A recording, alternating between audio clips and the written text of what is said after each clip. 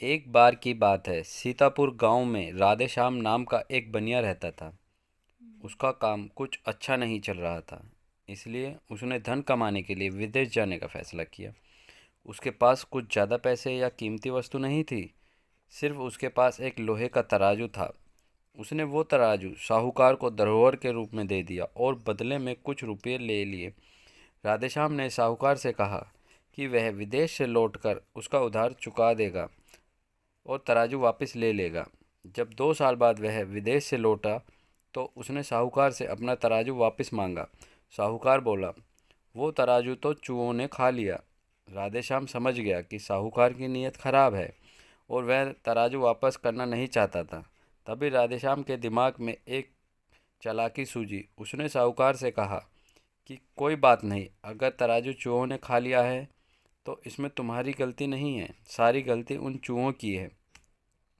थोड़ी देर बाद उसने साहूकार से कहा कि दोस्त, मैं नदी में नहाने जा रहा हूँ, तुम अपने बेटे धनुष को भी मेरे साथ भेज दो, वो भी मेरे साथ नहा आएगा। साहूकार राधेश्याम के व्यवहार से बहुत खुश था, इसलिए उसने राधेश्याम को सज्जन पुरुष जानकर अपने बेटे को उसके साथ नहाने के लिए नदी पर भेज दिया।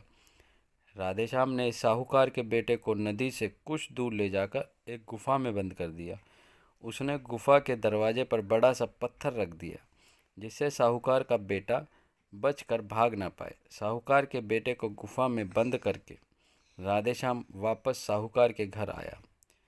उसने अकेले देखकर साहूकार ने पूछा कि बेटा कहाँ है। राधेश्याम बोला कि माफ़ कर दोस्त, तुम्हारे बेटे को चील उठा कर ले गई है। साहूकार हैरान रह गया और बोला कि ये कैसे हो सकता है, चील इतने बड़े बच्चे को कैसे उठाकर ले जा सकती है। राधेश्याम बोला, जैसे चूहे लोहे के तराजू को खा सकते हैं, वैसे ही चील भी बच्चे को उठाकर ले जा सकती है। अगर बच्चा चाहिए तो तराजू लौटा दो। जब अपने ऊपर मुसीबत आई तब साहूकार को अकल आई। उसने राधेश्याम का तराजू वापस कर दिया और राधेश्याम ने उसके बेटे को आज़ाद कर दिया। सीख,